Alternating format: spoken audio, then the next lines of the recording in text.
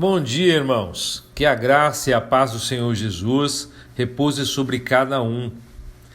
Que o Eterno abençoe você e sua família.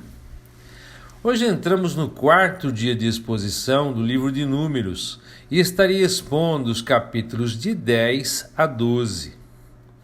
Vamos orar. Pai querido, muito obrigado por mais esse dia de vida, de graça, de paz, de saúde, por mais esse dia em Tua presença. Peço Tua bênção sobre esta exposição, que eu possa ser plenamente fiel à Tua palavra e ao propósito para com ela. Fala aos corações dos irmãos. Isso é o que eu te peço e te agradeço, em nome de Jesus. Queridos, no capítulo 10, dos versos 1 a 10, nós observamos na nuvem e no fogo a orientação visual de Deus para o seu povo. Agora, nas trombetas de prata, nós temos a orientação audível e elas falam da palavra declarada de Deus, como somos lembrados por Paulo na primeira carta aos Coríntios, no capítulo 14, verso 8, onde ele diz: Pois, se a trombeta der som incerto, quem se preparará para a batalha? As trombetas, portanto, deviam ser tocadas de acordo com as instruções do Senhor, para que sua mensagem não fosse confundida. Elas deveriam ser feitas de trabalho batido, simbolizando o sofrimento, pois a obediência à palavra de Deus sempre envolverá algum tipo de sofrimento. Se ambas as trombetas fossem tocadas, este era o sinal para toda a congregação de Israel se reunir diante de Moisés na porta do tabernáculo. Se apenas uma trombeta soasse, seria para convocar os líderes de cada tribo, sem dúvida para ouvir uma mensagem que não era necessária para toda a congregação. Quando eles estavam prestes a começar seu deslocamento, um alarme era dado, o retinir das trombetas uma vez, que sinalizava o movimento dos acampamentos no lado leste. O retinir das trombetas duas vezes sinalizava o movimento daqueles no lado sul. Nada nos é dito sobre os lados norte e oeste. Talvez deva ser entendido que o alarme seria disparado pela terceira e quarta vez para estes. Na vinda do Senhor, sua palavra será um toque de trombeta para chamar todos os crentes da terra para a sua gloriosa presença. Os filhos de Arão eram designados para tocar as trombetas. Portanto, essa era uma obra sacerdotal. Se ao entrar na terra prometida fosse necessário entrar na guerra por causa da opressão de seus inimigos, então as trombetas deveriam soar retinindo. Deus se lembraria deles com esse toque e eles seriam salvos de seus inimigos. De igual maneira, nos dias de alegria e de regozijo, nas festas designadas de Israel e no início de cada mês, as trombetas deveriam ser tocadas para chamar a atenção para seus holocaustos e ofertas pacíficas. Da mesma forma que a palavra de Deus chama nossa atenção especial para o sacrifício de Cristo como aquele que traz glória a Deus por toda a eternidade, observada no holocausto, e aquele pelo qual os crentes são levados à comunhão com o Pai e o Filho, na oferta pacífica. Assim, tudo foi ordenado para eles pelo Senhor. O som das trombetas era para eles a voz de Deus dando direção e uma garantia reconfortante ao mesmo tempo, tipificando a palavra de Deus. Não se deve esquecer que os filhos de Arão, os sacerdotes, é que tinham que tocar as trombetas. Eles estavam em sagrada comunhão com o Senhor e revelavam então sua vontade ao povo. Como Israel dependia do som das trombetas, nós, como povo de Deus, hoje, dependemos do testemunho de sua palavra, não se esquecendo que o conhecimento da palavra de Deus não indica necessariamente uma vida piedosa. Somente a obediência e a submissão a esta palavra é que podem nos conduzir a uma vida que agrada a Deus. Nos versos 11 a 36 do capítulo 10, foi no 20º dia do segundo mês, no ano segundo, que a nuvem se levantou de cima do tabernáculo e foi dado o sinal para que o arraial se movimentasse. A jornada no deserto começa e em breve estaremos cara a cara com a triste história do fracasso de Israel. Um fracasso que, infelizmente, se repete na história da cristandade. A nuvem moveu-se e avançou em direção ao deserto de Parã.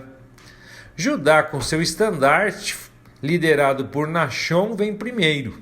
Então o tabernáculo foi desmontado e os filhos de Gerson e Merari partiram levando as diferentes partes do tabernáculo. Devemos nos lembrar que no capítulo 2 foi dada a instrução de que o tabernáculo deveria partir com o acampamento dos levitas, no meio do acampamento. E perceba que logo na primeira jornada essa ordem foi alterada. Encontraremos mais tarde a razão para isso. Bom, em seguida os outros acampamentos se seguiram, todos em perfeita ordem, com Dan na retaguarda de todos os acampamentos. Que bela ordem no acampamento! Que contraste com a desordem e a confusão que logo nós veremos. A narrativa de Moisés e Jobabe é significativa. A primeira falha é registrada e parte de Moisés. Ele voltou-se para cunhado, um homem que conhecia muito bem o deserto, e disse: "Não nos deixe, peço-te, pois sabes como devemos acampar no deserto, e poderá servir de olhos para nós." O texto nos dá uma imagem perfeita de como o coração humano é enganoso. Yahvé se apresenta como líder de seu povo. Então, é ele quem deveria ser os olhos deles. Mas Moisés, como líder humano do exército de Israel, conhecendo a Yahvé e sua promessa, volta-se para um pobre midianita e espera nele a sua orientação. Como é verdade o que alguém já disse, achamos muito difícil apoiar-nos em um braço invisível. Um Jobabe que podemos ver nos inspira muito mais confiança do que um Deus vivo que não podemos vê-lo. Seguimos em frente com conforto e satisfação quando possuímos o semblante e a ajuda de algum pobre mortal. Mas infelizmente hesitamos, vacilamos, quando somos chamados a seguir em frente com fé em Deus. Todo cristão verdadeiro conhece essa tendência do coração. Cada falha começa com o apoio no braço humano, deixando de fora o Senhor. E agora nós então entendemos por que o tabernáculo foi levado para a frente e para fora do lugar no meio dos acampamentos. Yahvé antecipou essa falha e graciosamente, não em julgamento, ele então age para com seu povo. A arca da aliança do Senhor foi adiante deles na jornada de 3 dias para procurar um lugar de descanso para eles. Eles queriam encontrar um lugar de descanso por meio dos olhos de Jobabe, para o tabernáculo e para o acampamento. Mas agora Yahvé, com indescritível e maravilhosa paciência, procura um lugar de descanso para o seu povo.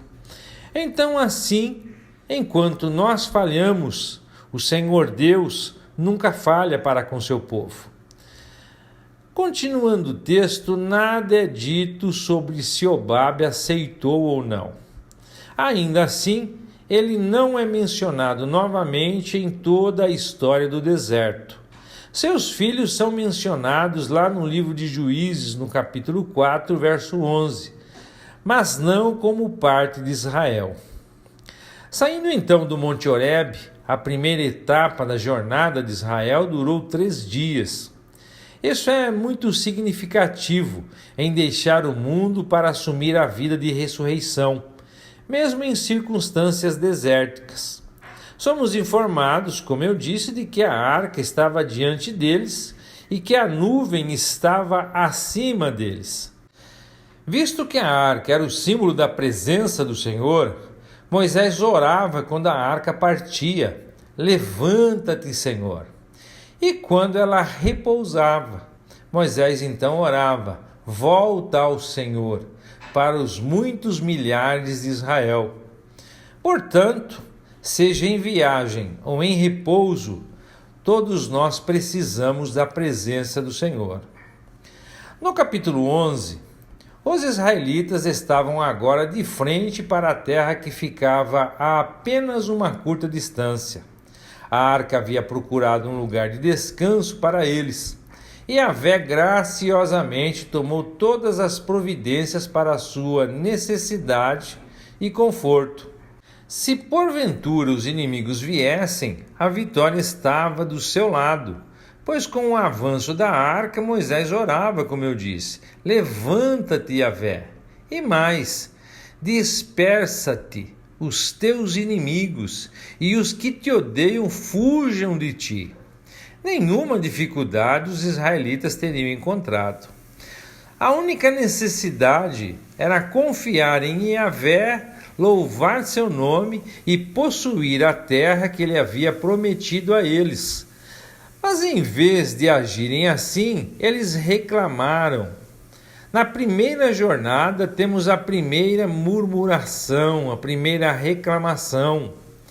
E a murmuração deles provavelmente deve ter sido por conta do próprio comodismo, ou seja, eles estavam acostumados a receberem tudo no lugar onde estavam, mas agora a viagem e a dificuldade que ela trouxe pareceu a eles muito difícil. E aí nós observamos tanto o comodismo do homem e como seu coração é mau, ingrato e obstinado. E isso pode ser encontrado não só aqui no livro de Números, mas em toda a palavra de Deus.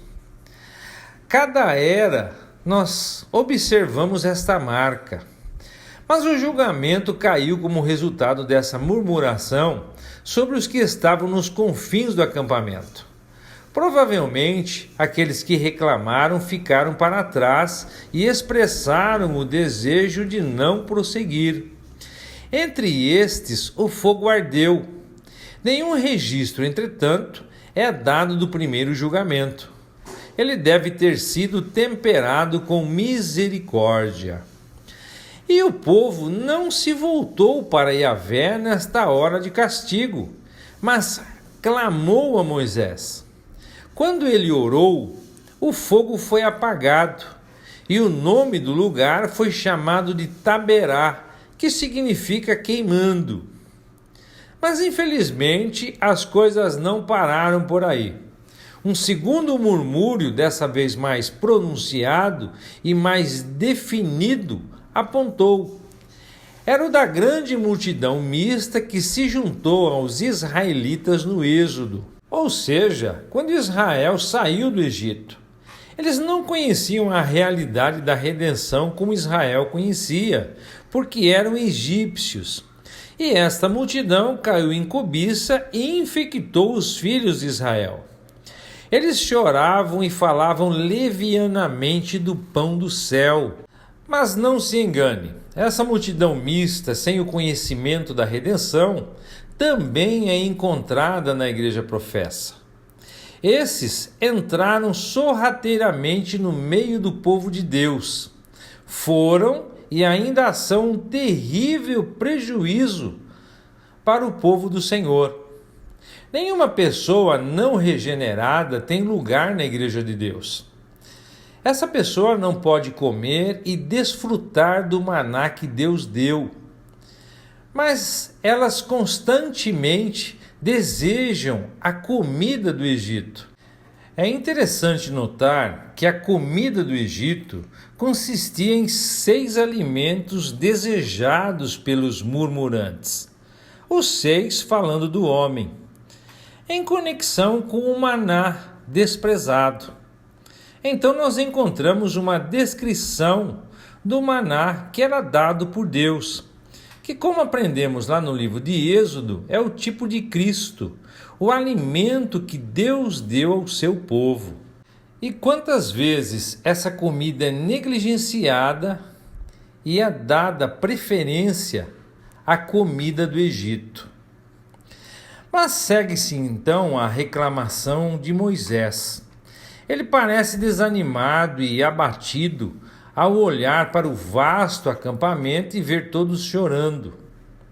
Foi uma fraqueza de Moisés, que não confiou plenamente em Yahvé e de que ele poderia cuidar de seu povo e dotar a ele, o líder desse povo, de sua própria força. O Senhor Deus encontrou o seu servo fraco e desanimado, e então disse-lhe para chamar os anciãos, 70 deles. E o espírito que estava sobre Moisés foi repartido sobre eles. Eles então deveriam compartilhar o fardo com Moisés. Mas embora isso livrasse Moisés de alguns dos cuidados, também em parte afetava sua autoridade.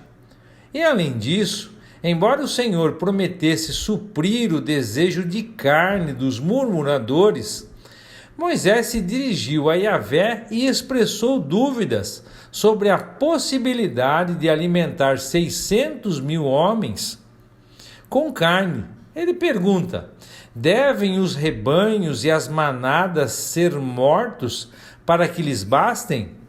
Ou se ajuntarão todos os peixes do mar para que possam saciá-los? Esses questionamentos de Moisés fez com que o Senhor o repreendesse duramente por sua incredulidade. Os anciões que receberam do Espírito que estava sobre Moisés profetizaram e não cessaram. O conteúdo de suas profecias não nos é dito. A profecia é sempre colocada em primeiro plano nos dias de fracasso e apostasia. Aqui também aprendemos que a profecia é um dom. Enquanto Moisés falhou, Josué também falhou em ter inveja, porque Eldade e Medade profetizavam no acampamento.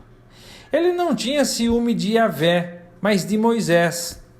O que Moisés disse a ele: tens inveja por mim?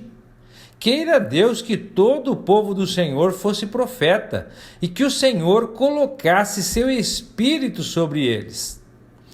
Como nós podemos experimentar, este desejo de Moisés foi concretizado na igreja do Senhor Jesus, pois todo o seu povo crente agora tem o dom do Espírito. E nas palavras de Paulo, ele diz: segui o amor e procurai com zelo os dons espirituais, mas principalmente o de profetizar. Ele vai falar isso na primeira carta aos Coríntios, no capítulo 14. Voltando ao texto, o final do capítulo mostra a provisão generosa de Yahvé ao enviar a carne que eles desejavam. No entanto, parece que em vez de primeiro agradecer humildemente a Deus, o povo imediatamente se dedicou a recolher as codornizes.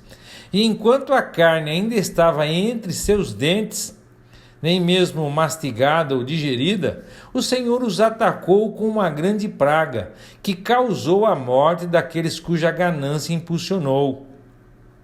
Não houve arrependimento pela murmuração e a ingratidão. Avidamente lhes caíram sobre o que Deus havia lhes providenciado. Aquilo era apenas para satisfazer sua luxúria. O generoso doador, eles não conseguiam ver por trás daquele banquete. Seu coração rebelde, teimoso, impenitente estava lá, fazendo uso para a sua própria destruição daquilo que o Senhor lhes havia dado. Daí o julgamento severo. As codornizes tipificam Cristo.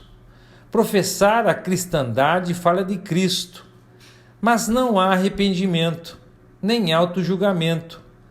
Apenas a aparência de piedade, mas o poder é negado. O julgamento de Deus deve ter repousado severamente sobre eles, pois o nome do lugar passou a se chamar Kibrot Ataravá, que significa túmulos de luxúria.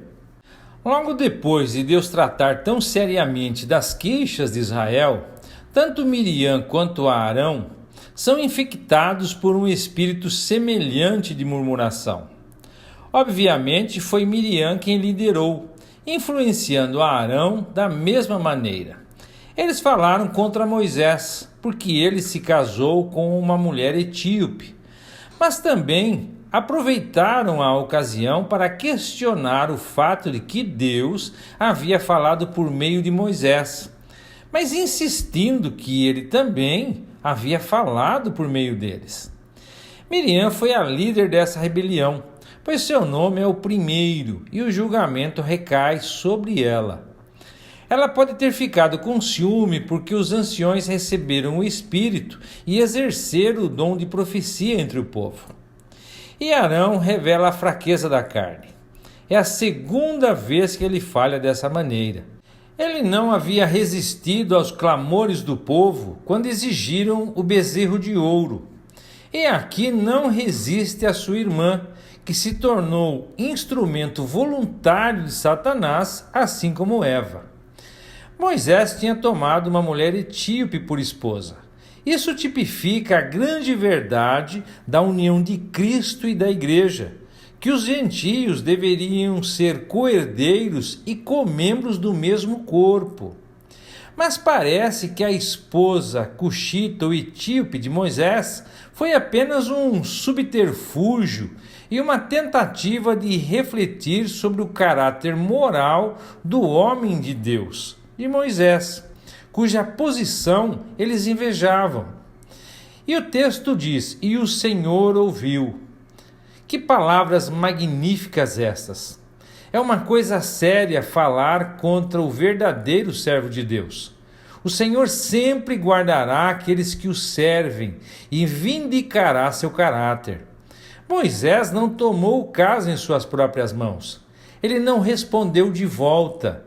Seu gracioso caráter se destaca em grandeza majestosa. Mas como é difícil para um homem que ocupa uma posição elevada e honrada suportar qualquer ataque em silêncio e não abrir a boca. Moisés ficou em silêncio, pois era muito manso, acima de todos os homens que estavam sobre a face da terra. Mais uma tipificação daquele que era manso e humilde, que não injuriou quando foi injuriado e não abriu a sua boca, o nosso Senhor Jesus. O Senhor então falou direta e solenemente a Arão e Miriam, dizendo-lhes que se houvesse um profeta entre os filhos de Israel, ele próprio se daria a conhecer ao profeta por uma visão ou um sonho. Foi esse o caso de Arão ou Miriam? Não, nem mesmo isso. Como então eles poderiam alegar ser porta-vozes do Senhor? Mas Moisés, o servo de Deus, teve mais do que visões ou sonhos. E Deus o elogiou como sendo fiel em toda a casa de Deus. Deus falou com ele claramente, não em palavras ocultas ou enigmáticas, mas face a face, tão claramente como agora estava falando com Arão e Miriam. E Moisés até mesmo viu a forma do Senhor. Esta forma ou aparência não é descrita e nem precisa ser. Mas o Senhor acrescentou a pergunta penetrante e solene: por que então vocês não tiveram medo de falar contra meu servo Moisés? Como Arão e Miriam puderam esquecer essas palavras ditas diretamente pelo Senhor? Bom, mas isso foi o suficiente para Deus falar, indicando sua ira. Quando ele saiu, a nuvem partiu de cima do tabernáculo e Miriam foi repentinamente infligida com a terrível doença da lepra, visível, todos podiam ver. Arão ficou chocado e subjugado com o julgamento de Deus contra ela e apelou a Moisés, confessando que ele e Miriam tinham pecado tolamente, suplicando então que Moisés intercedesse a Deus por ela. Na verdade, a lepra era apenas uma manifestação física de uma maldade interior. O fato de romper uma rebelião pecaminosa ao falar contra Moisés foi pior do que a imposição física que Deus deu para fazer Miriam e Arão sentirem a seriedade de seu pecado. A mansidão de Moisés é novamente evidenciada quando ele ora para que Deus cure Miriam. Ele nem mesmo disse a Arão que Miriam havia causado isso para si mesma e então deveria enfrentar as consequências de seu pecado. No entanto, embora Deus tenha mostrado grande misericórdia ao curá-la, ele disse a Moisés que, mesmo que seu pai tivesse apenas cuspido em seu rosto, Miriam ficaria envergonhada por 7 dias. E então, Moisés deveria deixá-la fora do acampamento por 7 dias. Em outras palavras, sua restauração deveria ser completa, como indica o número 7, 7 dias, antes dela ser recebida novamente no acampamento. Assim, somos lembrados de que Deus, ao mostrar misericórdia, não ignora o governo adequado. Se ele fizesse isso, não deveríamos aprender a julgar corretamente nossas ações pecaminosas e teríamos pouco exercício para evitar repetir os mesmos pecados. Depois disso, Israel mudou-se de Azerote e acampou no deserto de Parã. E assim, amados, concluímos a exposição de hoje. Que o Eterno os abençoe e até amanhã, se Deus quiser.